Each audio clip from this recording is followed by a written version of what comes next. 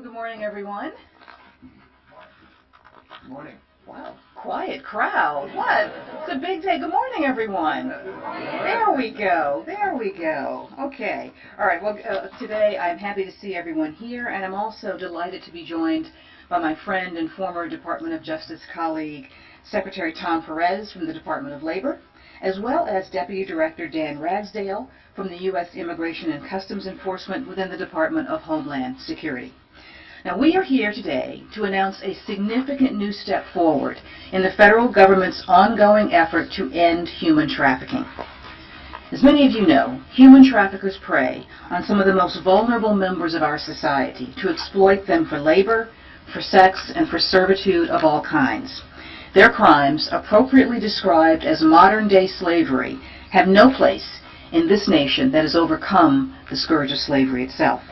And that is why the Department of Justice is committed, and I am personally determined, to hold human traffickers accountable, to provide support to trafficking survivors, and to stand up for the rights and the dignity that they deserve. Now, in 2011, my predecessor as Attorney General, Eric Holder, joined forces with then Secretaries Napolitano and Solis to launch the Anti-Trafficking Coordination Team Initiative, or ACT Team Initiative, to coordinate and to streamline the interagency human trafficking enforcement efforts and to make them more effective than ever before. This was an important step. It was designed to complement efforts like Project Safe Childhood, the Innocence Lost National Initiative, both of which are focused on reducing child sexual exploitation. But the ACT Team Initiative concentrated our enforcement efforts on labor trafficking, international sex trafficking, and the trafficking of adults by force, fraud, and coercion. We had 6 pilot cities across the country: Atlanta, El Paso, Kansas City, Los Angeles, Memphis, and Miami. The ACT teams received intensive training in cutting-edge anti-trafficking strategies. They operated as an integrated team of federal agents and federal prosecutors, and they coordinated closely with the national anti-trafficking experts and the Interagency Federal Enforcement Working Group. Now, I am so proud today to report that the results of this initiative have been extraordinary. In just the first 2 years, the number of prosecutions and convictions for human trafficking crimes rose significantly across the country, but were dramatically more pronounced in the ACT Team pilot districts, those 6 cities that I just referenced.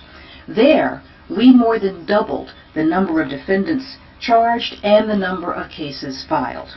In the 2 years before we convened the ACT teams, those 6 districts had filed, by way of example, a total of 16 human trafficking cases against 35 defendants. But during the 2 years of Phase 1, they filed 35 cases against 75 defendants. They have contributed significantly to our overall nationwide progress in bringing human traffickers to justice. Now, why have these teams been so successful? Why is this a model that we are looking to replicate? Well, when federal officials, like the U.S. Attorney's offices, the FBI, Immigration, Customs Enforcement, Department of Labor, and the Civil Rights Division's Specialized Human Trafficking Prosecution Unit jointly commit to making the issue of human trafficking a top priority, they generate tremendous momentum. They harness this expertise. They harness the expertise, they streamline coordination, and they promote accountability to the interagency group of national human trafficking experts. Therefore, we get the support necessary to translate this momentum into the results that we are announcing today.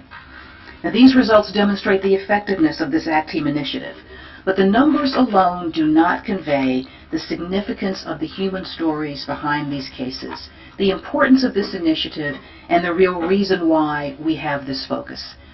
Frankly, it is the resilience of the survivors and the tireless work of our law enforcement men and women to restore freedom to those enslaved that inspired this effort and, in fact, inspired the prioritization of human trafficking in this Department of Justice.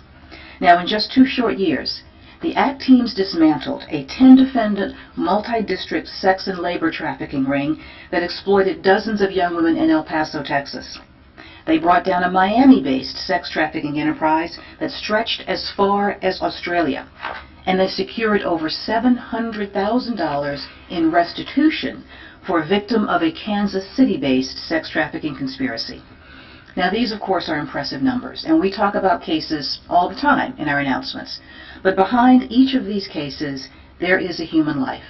By way of example, one young woman from a remote village in Mexico had been working since the age of 12 to help feed her impoverished family. In her early 20s, she met a man who seemed to be the answer to her dreams. He promised her marriage, a better job, and a way out of this life of grinding poverty. And this man drew her in with his deception and with his lies. Before she knew it, she was isolated from everyone she knew. She found herself smuggled into the United States, and there her life devolved into a series of beatings, threats, and rape. Trapped in a life of forced prostitution until she courageously made her escape. And it literally was an escape. Now, survivors like this young woman are the reason that we launched the ACT Team initiative. And in fact, the dedicated agents who assisted her following her escape were members of the Atlanta ACT Team. Now, as she herself explained to the court that heard her case, meeting federal agents who were willing to listen and believe her was a vital turning point. And the agents' commitment to a victim-centered, trauma-informed approach was instrumental in helping her reclaim her life and in bringing her traffickers to justice. It's a victory for the entire ACT team that one of her traffickers was sentenced to over 20 years in prison. But it's even more significant a victory to see this young woman restored to a life of freedom and dignity, the life that we all deserve. Now, the prosecution results that the ACT teams received are victories because they transform the lives of victims like this young woman. But these victories are a testament to the power of the interagency partnership, and they remind us of what we can achieve when we work together. Today, I am pleased to announce that we are building on the success of Phase 1 of this project and launching Phase 2 of the ACT Team initiative. Phase 2 will expand the footprint of this initiative in new districts throughout the country. It will incorporate an array of innovations that will further enhance training, coordination, enforcement, as well as victim support. Starting today, interagency teams of federal enforcement partners representing each of our departments are invited to apply for selection in a competitive interagency selection process. The Phase 2 ACT Team sites will be designated by interagency consensus, and we'll be announcing those in the coming months. I am today calling on all U.S. attorneys to confer with the FBI, Labor, and Homeland Security leadership in their districts to apply for Phase 2 and to serve as leaders in the forefront of this effort. And I look forward to working with these new districts once they are selected. Now, I have to thank all of the agents, the prosecutors, and the law enforcement officials whose tireless work and relentless focus have made our anti-trafficking efforts such a success so far. I especially would like to recognize the Executive Office of U.S. Attorneys and the U.S. Attorneys' offices, the invaluable contributions of the Department of Homeland Security and the FBI, and specifically the leadership of Secretary Johnson and Director Comey, who have made DHS and the FBI critical members of this partnership. Also, our own Civil Division's Human Trafficking Prosecution Unit has helped make these ACT Team initiatives so effective. Now, although Secretary Johnson was not able to join us today, I'm really grateful that Deputy Director Ragsdale, as well as other partners from Immigration and Customs Enforcement Headquarters, are here. And finally, I want to thank all of our partners across this administration and the country for their unwavering commitment and outstanding work. And above all, I want to express my gratitude to the courageous survivors of human trafficking who day in and day out work hand in hand with federal agents and prosecutors to ensure that their voices are heard in our courts and that their traffickers are brought to justice. They are the true heroes in this enterprise. Now at this time, I'd like to turn things over to Secretary Tom Perez, who has been an outstanding partner in this and so many initiatives, as well as a dedicated leader for the ACT Team initiative.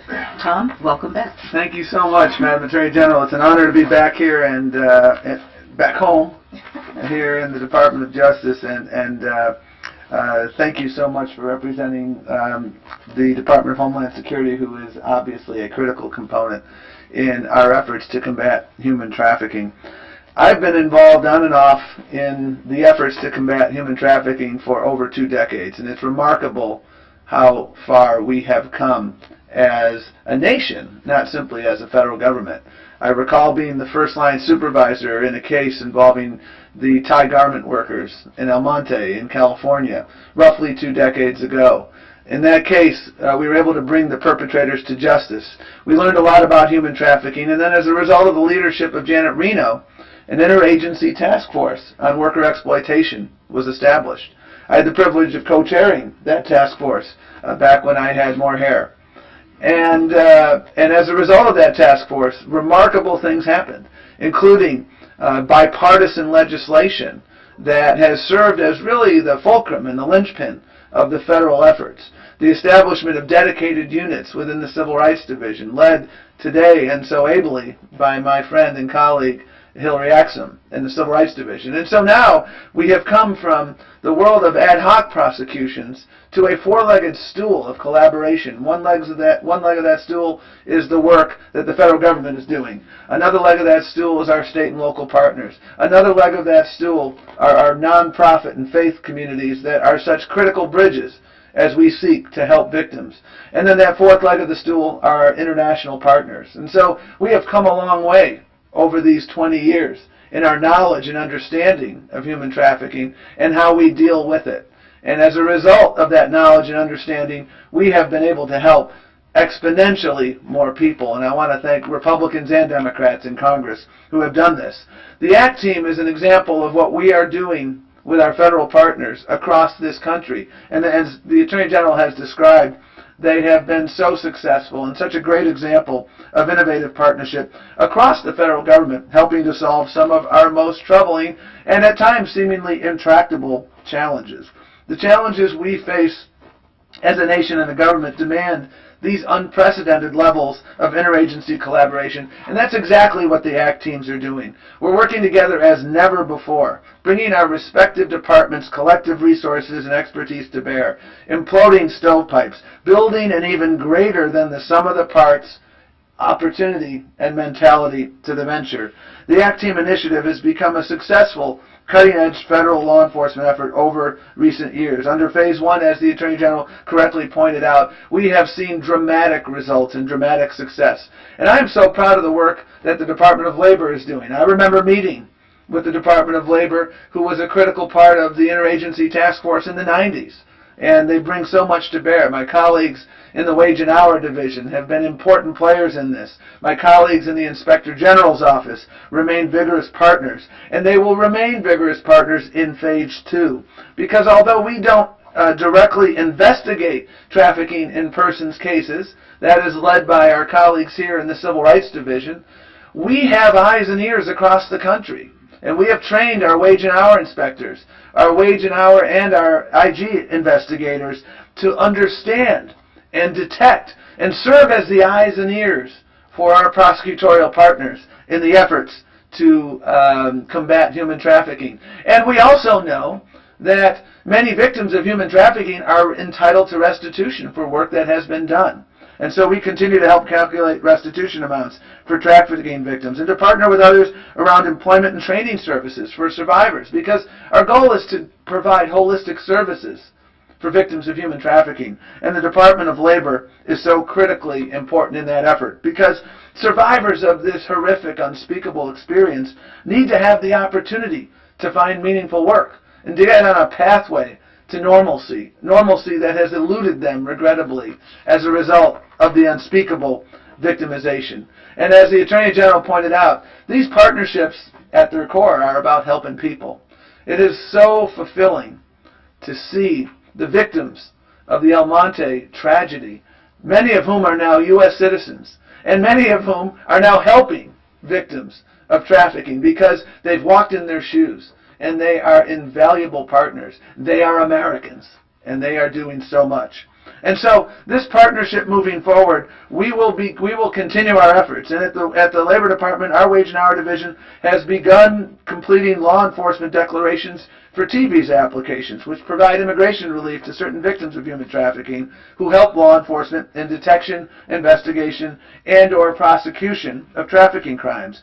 Our Wage and Hour Division also continues to provide law enforcement certifications for applications of U visas, which provide immigration relief to victims of certain qualifying criminal activities who are willing to cooperate with law enforcement.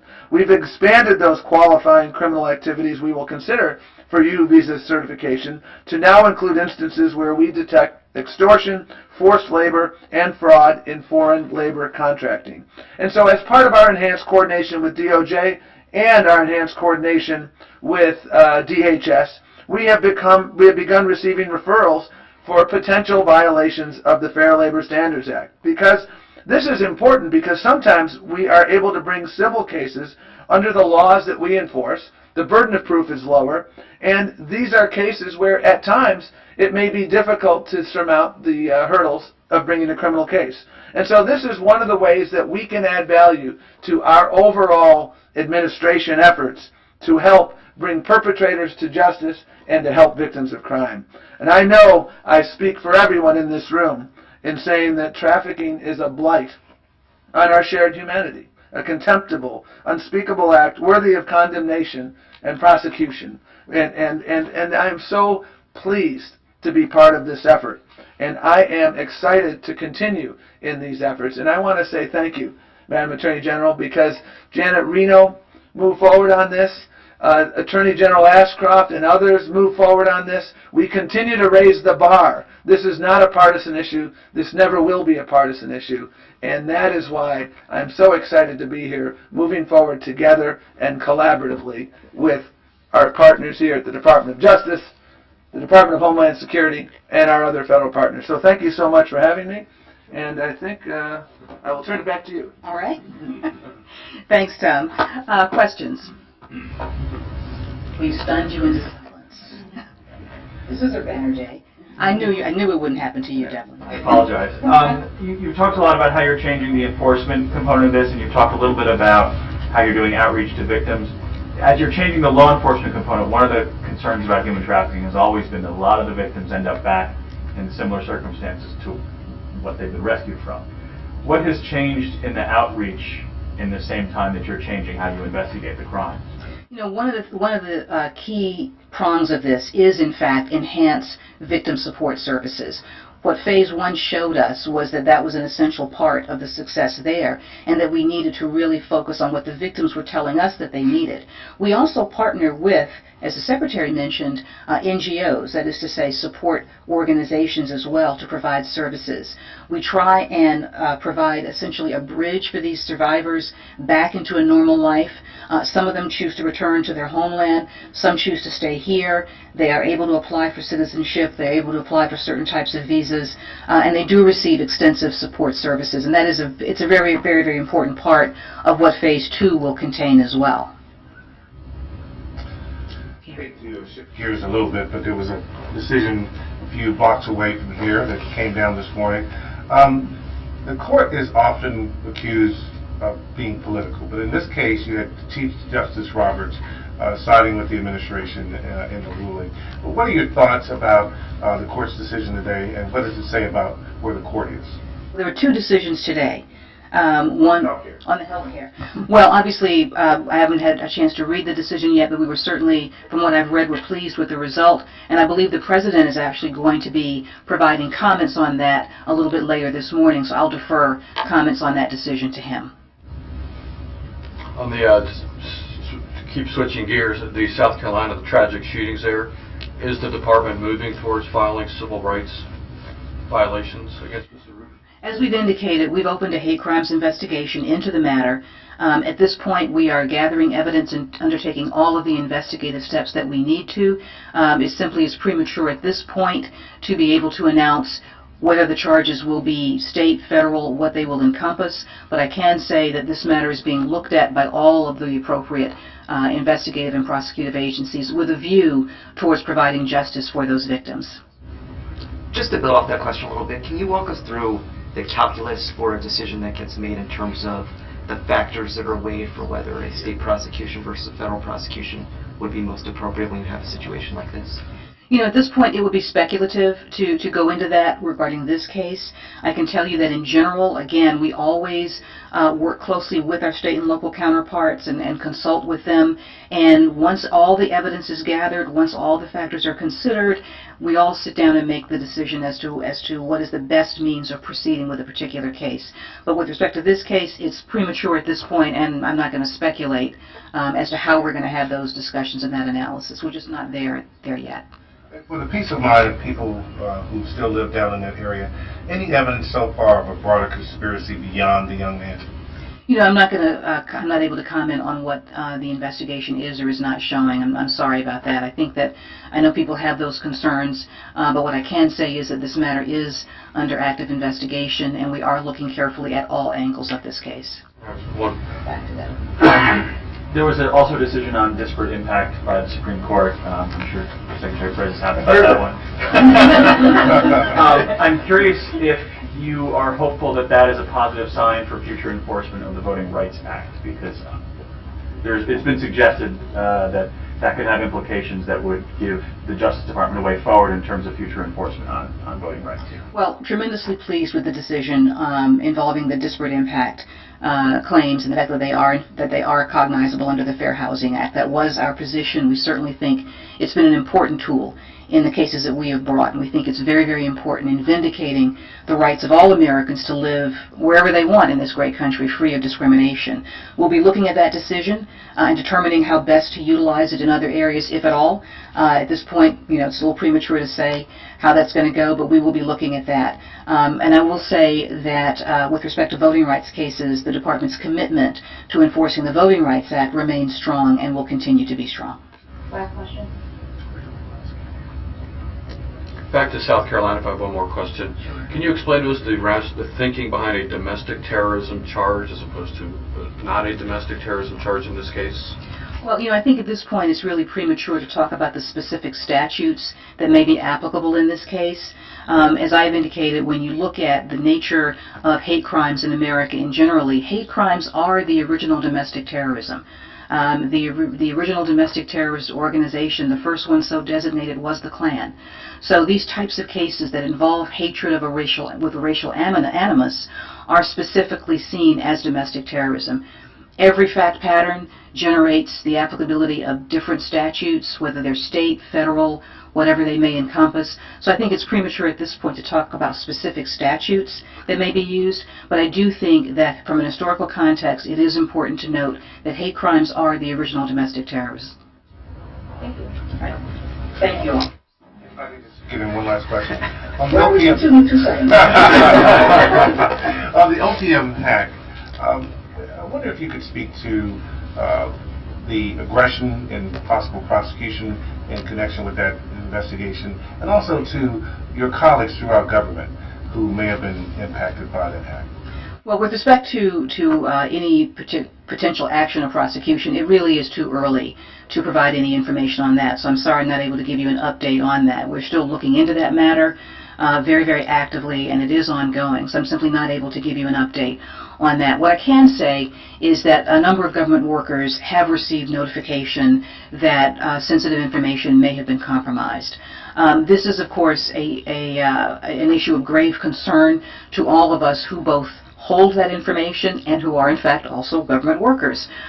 So steps are being taken to provide everyone with information about how to best protect their credit profile and their data. I urge everyone to read all of the information that is being provided on this from your respective agencies, to take all of the necessary steps that are being offered to protect sensitive data, and also to be, even personally, ever more vigilant. It's really important that people look out for the misuse of their data in ways that we may not be able to anticipate, and to report that if it occurs. This is a very, very troubling matter. I think it highlights the fact that cybersecurity is one of the gravest issues that we face as a nation, and we see this coming in many, many different ways. Whether it's a company being hacked, whether it's a database being hacked, it is in fact a matter of grave concern and is being taken very seriously throughout government at this time. Thank you all. Thank you.